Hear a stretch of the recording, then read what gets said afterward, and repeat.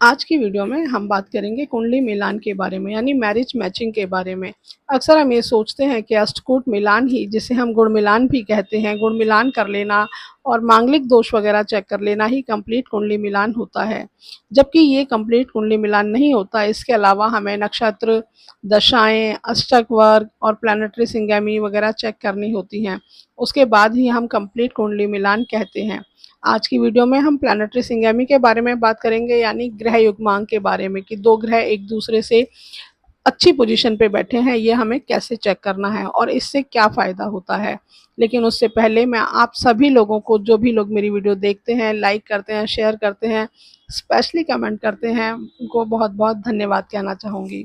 चलिए हम अपने टॉपिक पे आते हैं। तो हम बात कर रहे थे प्लानिटरी सिंगैमी के बारे में। हम ये जानते हैं कि यदि हम सोलर सिस्टम की बात करें तो हमारे सोलर सिस्टम के सेंटर में सन आते हैं, जो कि हमारे सोलर सिस्टम का आधार कहलाते हैं। उसके बाद मरकरी, वीनस, फिर अर्थ, मार्स और जुपिटर और फिर सैटर्न। तो ये हमारे सोलर सिस्टम का एक सीक्वेंस होता है। यहाँ पर यदि हम अर्थ को सेंटर में रखें तो हम ये देखेंगे कि उनके एक साइड वीनस हैं तो दूसरी साइड मार्स हैं। उससे अगर अगले स्टेप पर हम देखेंगे तो हमें एक साइड जुपिटर और एक साइड मरकरी नज़र आएंगे। और लास्ट स्टेप में यदि हम देखेंगे तो एक साइड सन और एक साइड सैटर्न हमें दिखाई देंगे। तो इन्हीं प्लैनेट्स को हमें एक दूसरे से कुंडली में भी देखना होता है कि इनकी प्लेसमेंट कैसी है। सन और सैटर्न की प्लेसमेंट हमारे स्टेटस के बारे में बताती है, क्योंकि हम ये जानते हैं कि सन स्टेटस के कारक होते हैं, ईगो के, सेल्फ रिस्पेक्ट के कारक होते हैं। यदि किसी दोनों के चार्ट में, यानी फीमेल और मेल दोनों के चार्ट में यदि सन बहुत ज़्यादा बली होंगे तो हम कहेंगे वो दोनों ही व्यक्ति बहुत ईगोइस्ट होंगे, और दोनों के अंदर यदि ईगो होगी तो क्लैशेस भी बहुत ज़्यादा होंगे। इसलिए हम ये चाहेंगे कि सन के साथ सैटर्न का कॉम्बिनेशन अच्छा बने, ताकि यदि एक के अंदर ईगो है तो दूसरे के अंदर सेवा भाव होना चाहिए। इसी तरीके से जुपिटर, यदि जुपिटर और मरकरी की हम बात करें तो जुपिटर हम जानते हैं ज्ञान देने को बिलीव करते हैं, वो भी अहंकार के कारक कहलाते हैं। तो ऐसे में यदि जुपिटर के साथ में हमें मरकरी का कॉम्बिनेशन देखना होगा कि यदि एक को अपने व्यूज़ रखने की आदत है तो दूसरे को सुनने की आदत होनी चाहिए। हम जानते हैं कि जुपिटर ज्ञान देने में और मरकरी ज्ञान लेने में बिलीव करते हैं। और लास्ट हम जानते हैं मार्स और वीनस को, वीनस हमारी सेक्सुअल डिज़ायर्स को रिप्रेजेंट करते हैं। तो वहाँ पर एक दूसरे के साथ कंपैटिबिलिटी हमारी फिजिकल कंपैटिबिलिटी को दिखाती है, यानी जुपिटर और मरकरी मेंटल कंपैटिबिलिटी को, और मार्स और वीनस फिजिकल कंपैटिबिलिटी को, और सैटर्न और सन हमारे एक दूसरे के लिए रिस्पेक्ट को दिखाते हैं, यानी सोसाइटी में हम एक दूसरे की कितनी रिस्पेक्ट करेंगे। यहाँ पर यदि हम ये कहते हैं कि जुपिटर और मरकरी का कॉम्बिनेशन सही नहीं आ रहा है किसी के चार्ट में, लेकिन सन और सैटर्न का कॉम्बिनेशन सही आ रहा है, तो हम कह रहे हैं उनके आपस में विचार चाहे कितने भी मतभेद रहें, विचारों में कितना भी मतभेद रहे, लेकिन बाहर लोगों के सामने वो लोग एक दूसरे की पूरी रिस्पेक्ट करेंगे। तो इसलिए हम इन सब कंपैटिबिलिटीज़ को देखते हैं। ये हमें देखना कैसे है? हमें देखना होगा कि किसी के भी चार्ट में, मतलब सॉरी, मेल से हम शुरू करते हैं। अगर मेल चार्ट में सन जिस भी साइन में है, उस साइन से जो सप्तम भाव का साइन है वहाँ पर सैटर्न होने चाहिए। फीमेल के चार्ट में अगर सप्तम भाव में जो भी साइन आता है, अगर वहाँ पर सैटर्न नहीं है तो उसके त्रिकोण में होने चाहिए, यानी उस राशि से त्रिकोण की जो भी राशि होगी उसमें सैटर्न होने चाहिए। एग्जाम्पल के तौर पे जैसे मैं ये कहूँ कि सन यदि कि लड़के के चार्ट में मेष राशि में है तो मेष के अपोजिट हम जानेंगे तुला राशि आती है। तो उनके चार्ट में, फीमेल चार्ट में सैटर्न जो है वो तुला राशि में होने चाहिए।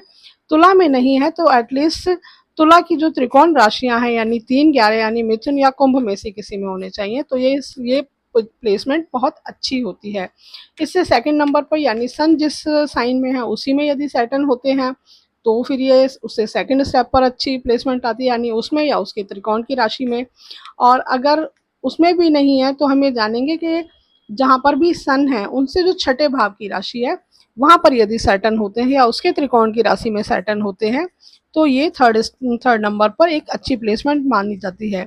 लेकिन यदि सन की राशि से अष्टम भाव की जो भी राशि होगी उसमें सैटर्न होंगे, या अष्टम भाव के त्रिकोण वाली राशियों में सैटर्न होंगे, तो ये बिल्कुल ज़ीरो हो जाएगा, ये बिल्कुल अच्छी प्लेसमेंट नहीं मानी जाएगी। इसका मतलब हमने ये कहा कि सन से सप्तम भाव या उसके त्रिकोण की राशि में यदि सैटर्न आते हैं तो हम पूरे 10 नंबर देंगे। सन जिस राशि में है उसी राशि में या उससे त्रिकोण की राशि में यदि सैटर्न आते हैं दूसरे के चार्ट में तो हम 5 नंबर देंगे। सन जिस राशि में है उससे 6 हाउस की राशि में या उससे त्रिकोण की राशियों में सैटर्न आते हैं तो हम 2.5 नंबर देंगे। और यदि सन जिस राशि में है उससे अष्टम भाव की राशि में यदि सैटर्न आते हैं तो हम 0 नंबर देंगे। इसी तरीके से हमें मरकरी और जुपिटर को भी देखना होगा। मेल चार्ट में जुपिटर जिस साइन में है उससे सप्तम भाव में या उससे सप्तम भाव के त्रिकोण वाली राशियों में मरकरी होनी चाहिए। नहीं तो फिर जिसमें जुपिटर है उन्हीं उसमें या उससे त्रिकोण की राशियों में होने चाहिए। तो इस तरीके से हमें देखना है कि अगर सप्तम भाव के में होते हैं तो हमें 10 नंबर देने हैं, उनकी सेम त्रिकोण में होते हैं तो 5 नंबर, और अगर छठे भाव के उसमें होते हैं तो 2.5 नंबर, और अगर अष्टम भाव की राशि में होते हैं तो 0 नंबर।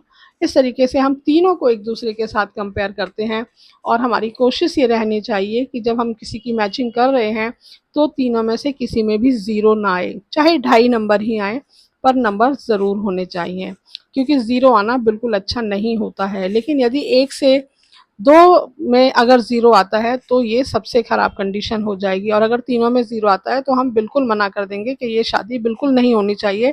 इन दोनों के बीच में बिल्कुल भी अंडरस्टैंडिंग नहीं होगी। हम ये जानते हैं कि जो कुंडली मिलान है, जिसे हम गुण मिलान के नाम से जानते हैं, वहाँ पर जो पूरा आधार होता है मैचिंग का वो मून होते हैं। हम जानते हैं मून जिस साइन में है, मून जिस नक्षत्र में है, उसी के आधार पर हम कंप्लीट गुण मिलान करते हैं। मून हमारी कुंडली के सबसे इम्पोर्टेंट प्लैनेट होते हैं, ये बिल्कुल सही बात है, लेकिन उसके अलावा हम बाकी प्लैनेट्स को भी इग्नोर नहीं कर सकते, तो हमें उनको भी अपने चार्ट में देखना ज़रूरी होता है।